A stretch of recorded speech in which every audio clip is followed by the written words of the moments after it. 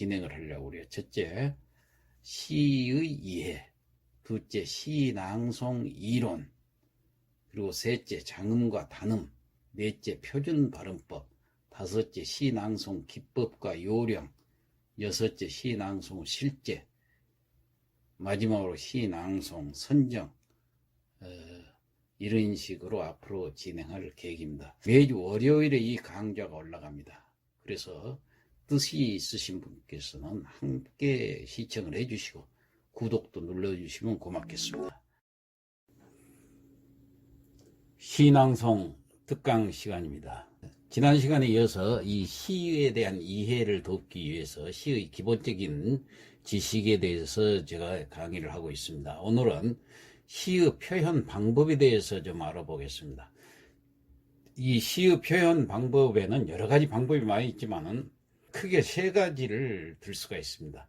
비유로 표현하는 방법이 있고, 상징으로 표현하는 방법이 있고, 그리고 반어와 역설, 비슷하니까 이걸 한꺼번에 묶었습니다. 반어와 역설로 표현하는 방법이 있습니다. 그래서 비유법이니 상징법이니 반어법이니 역설법이니 이렇게 법자를 붙여서 시의 그 표현 방법을 시론에서는 얘기를 하고 있는데요. 이거 좀 알아보죠. 우선 비유라는 건 뭐냐?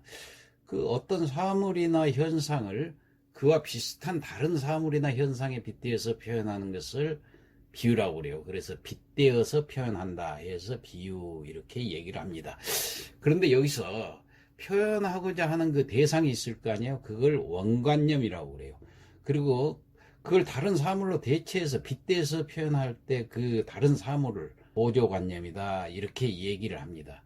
예를 들어서 말할 것 같으면 내 마음은 호수요 한달 같으면 내 마음은 원관념이 되죠. 그 내 마음 대신에 호수를 빗대어서 표현하기 때문에 호수는 보조관념이 됩니다.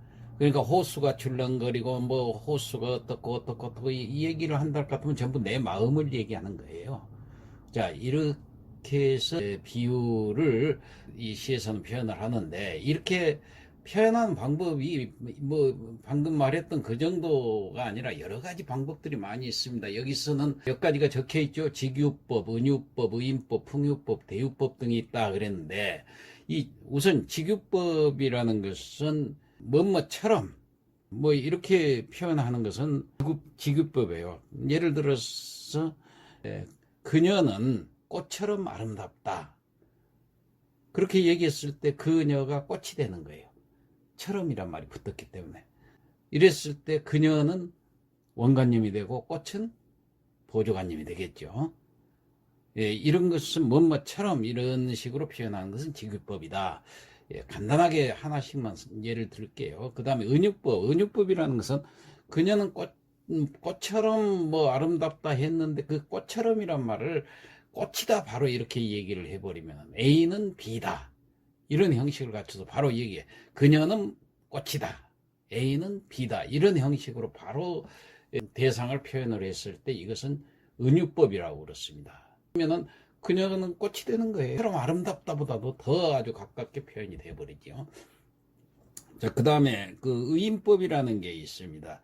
이 의인법이라는 게 사실은 인격이 없는 대상한테 마치 인격이 있는 사람처럼 표현하는 거예요. 예를 들어서 파도가 슬프게 온다. 파도가 사람이 아닌데 슬프게 옵니까? 파도가 막 치는 것을 시인은 슬픈 감정으로 바라봤기 때문에 슬프게 우는 걸로 표현을 한 겁니다. 이랬을 때 파도가 슬프게 운다. 인격이 없는 파도를 만약에 인격이 있는 사람처럼 이렇게 표현해가지고 감정이입을 해가지고 슬프다는 그 감정이입을 해서 시에서 표현한 거, 이거 이렇게 하니까 상당히 생동감이 있잖아요. 이럴 때 쓰는 것이 바로 의인법이 됩니다. 하나만 더 예를 들면 나무가 추운가 봐. 그 나무가 사람이 아닌데 추운 것을 느낄 수 있을까요? 그렇지만은 시인이 볼 때는 나무가 춥게 보였으면 추운가 봐 이렇게 쓸 수가 있습니다.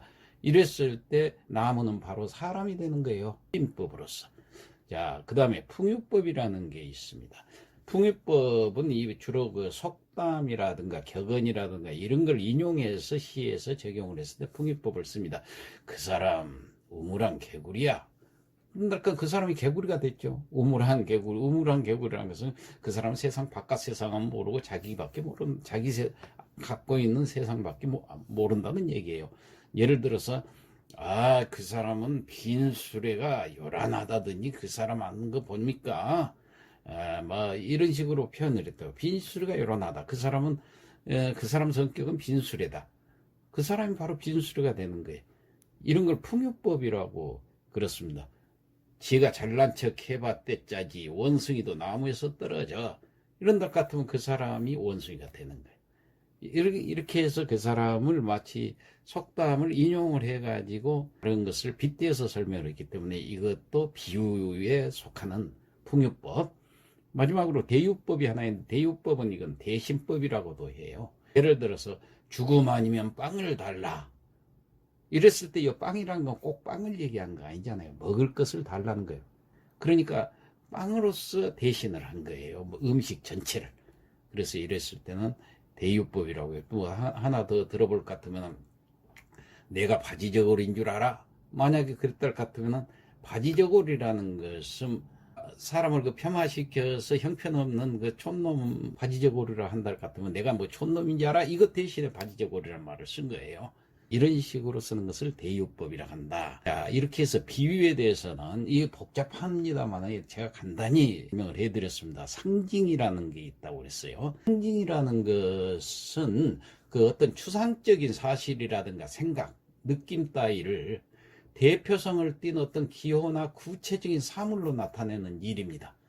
그러니까 작품 속에서 어떤 사물이 그 자체의 의미를 그대로 유지하면서 보다 포괄적이고 내포적이고 어떤 개인적인 어떤 이런 의미를 표현해 내는 것이 바로 상징이에요. 예를 들어 십자가 하면은 뭘 상징한가요? 교회. 비둘기 그러면 평화. 그런데 바로 이 상징이 쓰여집니다. 이러한 상징이 바로 그 여러 가지 의미를 내포하고 있어요. 이렇게 해서 비유를 하고 있는 겁니다. 상징에 대해서도 뭐 조금 더 자세히 설명하면 할령이 없습니다만 그 정도로만 알고, 마지막으로 반어와 역설이 있습니다.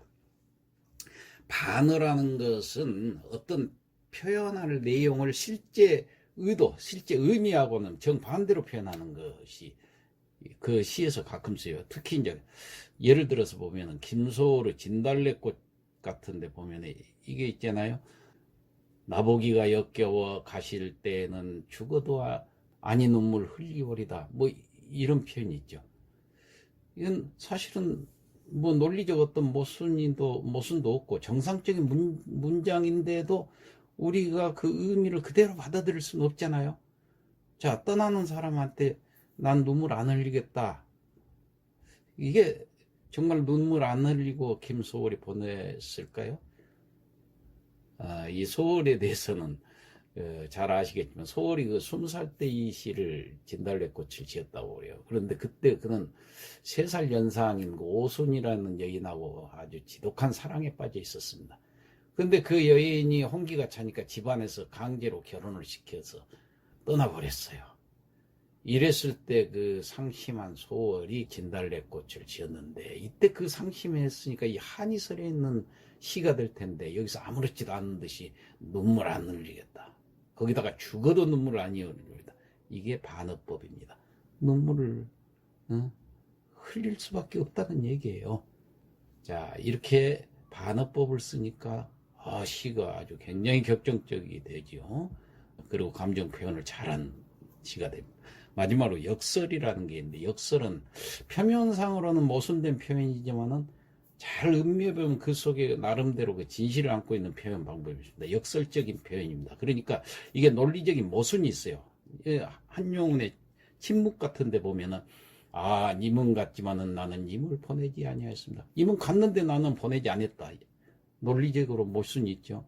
그랬지만은 얼마나 참 그 님을 사랑했으면 그렇게 표현했겠습니까? 이런 역설적인 표현. 자, 이렇게 시는 다양한 표현 방법이 있다 하는 것을 알아두시면 좋겠습니다. 이상 마치겠습니다.